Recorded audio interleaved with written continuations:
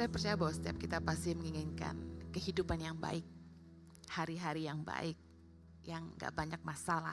Firman Tuhan dalam 1 Petrus 3 ayat 10 berkata gini, siapa yang mau mencintai hidup dan mau melihat hari-hari baik, ia harus menjaga lidahnya terhadap yang jahat dan bibirnya terhadap ucapan-ucapan yang menipu.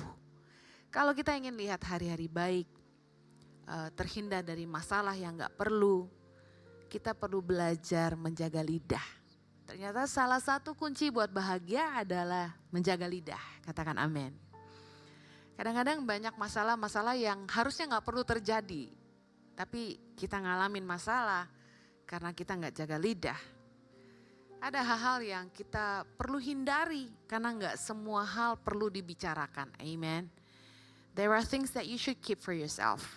Nah, sebelum berbicara, berpikirlah. Yang pertama, apakah perkataanmu merugikan orang lain?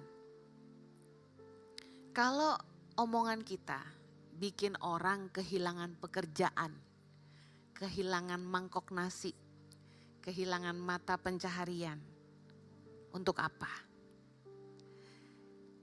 Apakah perkataanmu merugikan orang lain? Merusak nama baik, merusak usaha mereka. Buat apa kita ngancurin sumber pencaharian orang? Buat apa kita ngerusak nama baik mereka, produk jualan mereka, bahkan membuat orang-orang kehilangan pekerjaan?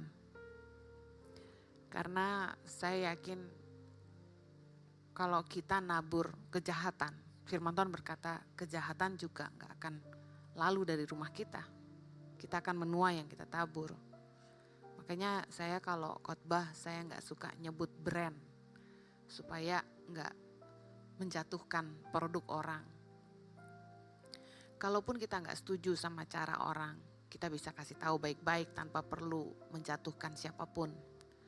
Nah, seringkali kita jadi punya banyak musuh karena kita menjatuhkan orang, menjatuhkan brand orang lain, bahkan membuat orang bahkan kehilangan pekerjaan. Kalau kita makan di restoran, katakanlah pegawainya bikin salah, jangan suka teriak, panggil manajermu gitu. Hanya karena mentang-mentang kita punya uang. Karena saya sudah pernah bilang kalau sampai orang itu kehilangan pekerjaan cuma gara-gara salah keluarin makanan yang harganya gak seberapa.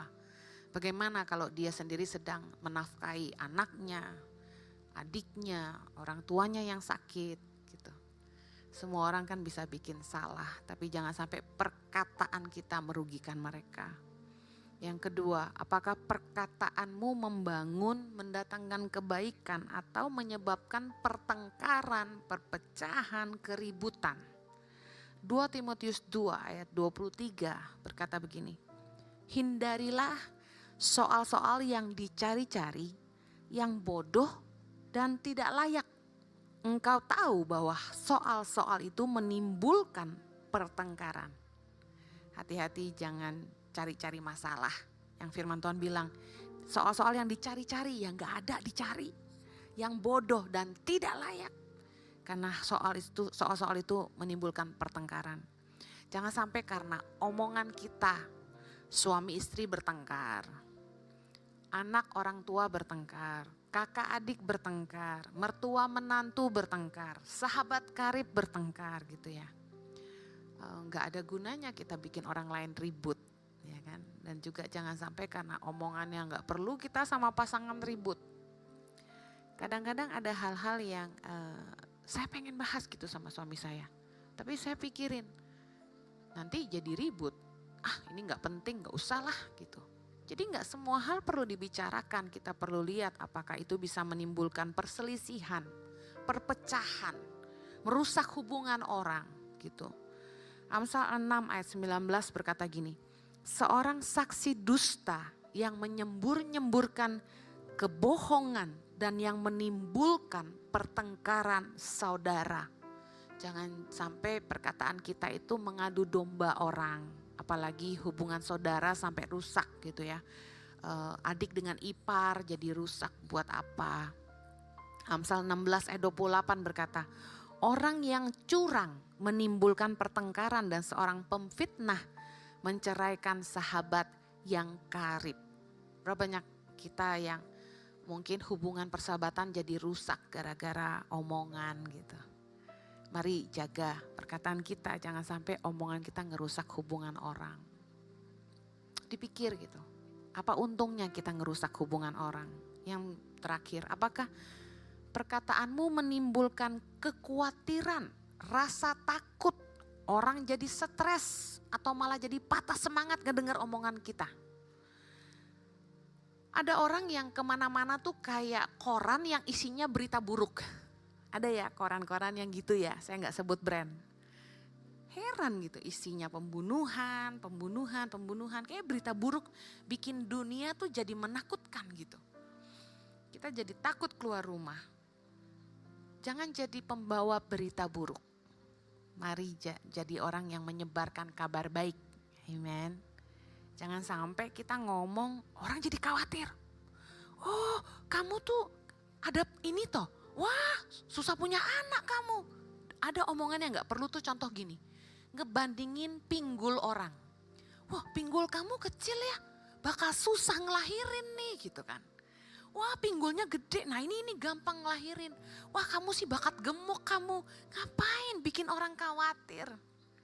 Kemudian bikin orang takut. Kayaknya kamu sakit ini deh gitu. Ada gitu tukang pijit nakut-nakutin orang yang dipijit. Dibilang, ibu kayaknya sakit lupus deh gitu. Ngapain sih? Dengar omongan kita orang jadi stres. Bahkan jadi patah semangat gitu. Ada gak yang gitu? Jangan jadi orang tua yang ngecilin semangat anak gitu. Jangan jadi pemimpin yang mengecilkan semangat bawahanmu. Payah kamu mah gak bisa deh gitu. Baru tadi sore saya training salah satu leader saya. Saya bilang, lihat, tidak semua karyamu itu selalu baik dan sesuai dengan yang saya mau. Tapi saya izinkan kamu berkarya. Karena kalau sebagai pemimpin kita selalu kritik orang gak bisa maju. Orang tuh bisa berkembang kalau mereka dikasih kesempatan berkarya. Salah-salah dikit gak apa-apalah. Yang namanya art itu gak ada yang salah. Semua orang punya selera. Selera masing-masing beda. Kita kalau ngomongannya selalu ngecilin orang, matahin semangat orang. Kita gak akan jadi pemimpin yang baik. Anak kita, jangan kita bilang bodoh. Memang gak bisa apa-apa kamu. Justru kita harus bangkitin semangat dia.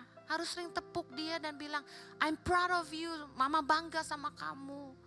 Saya dari anak saya kecil, saya selalu bilang, kamu cantik, mama sayang sama kamu. Itu berkali-kali. Mereka punya kepercayaan diri, mereka dikasihi. Mari jangan maki-maki dengan kata-kata yang gak baik gitu. Perkataan yang menyenangkan adalah obat yang manjur. Amsal 10 ayat 32. Amsal 10 ayat 32 berkata gini.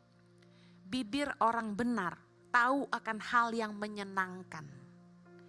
Tetapi mulut orang fasik hanya tahu tipu muslihat. Apakah Anda orang benar? Pasti omonganmu menyenangkan. Amsal 16 ayat 24. Perkataan yang menyenangkan adalah seperti sarang madu. Manis bagi hati dan obat bagi tulang-tulang. Kalau pasanganmu, temanmu, adikmu, kakakmu, orang tuamu, temanmu semua yang bekerja bersama-sama dengan kamu lagi patah semangat. Mari keluarkan kata-kata yang menyenangkan. Makanya saya pernah bilang sama jomblo-jomblo, jangan cari yang ganteng-ganteng lah. Nyakitin hati, cari tuh yang lucu. Jadi biarpun gak ada duit, kita happy. Perkataan yang menyenangkan itu seperti sarang madu. Bikin happy, bikin awet muda terus gitu. Nah, perkataan yang menyenangkan tuh manis di hati. Kebayang punya istri yang ngomongnya tajam banget gitu, gak ada manis-manisnya. Nyakitin hati. Kebayang punya suami yang omongannya selalu kasar, selalu enggak ada mujinya gitu ya. Yang ada kritik mulu, makanannya kurang asin lah. Dan sebagainya gitu ya. Bayangin, gak ada happy-nya tinggal sama orang yang ngomongannya selalu ngerendahin. Kita semua pasti pengen dihargain, kita pasti pengen diakui, pengen diinginkan gitu, pengen merasa dibutuhkan. Mari beri perkataan yang manis buat orang-orang sekitar kita. Dikatakan perkataan yang menyenangkan tuh obat bagi tulang-tulang. Jadi kalau lagi pada sakit nih karena cuaca Jakarta lagi gak bagus. Langit di Jakarta nih lagi penuh polusi, banyak yang batuk pilek. Harus sering-sering joke, harus happy ya. Karena perkataan yang menyenangkan itu obat bagi tulang-tulang. Memulihkan semangat yang patah. Amen. Kalau Anda ingin jadi orang yang bahagia, marilah jaga lidah. Siapa yang mau mencintai hidup dan mau melihat hari-hari baik harus menjaga lidahnya. Mari kita sembah Tuhan lagi sama-sama.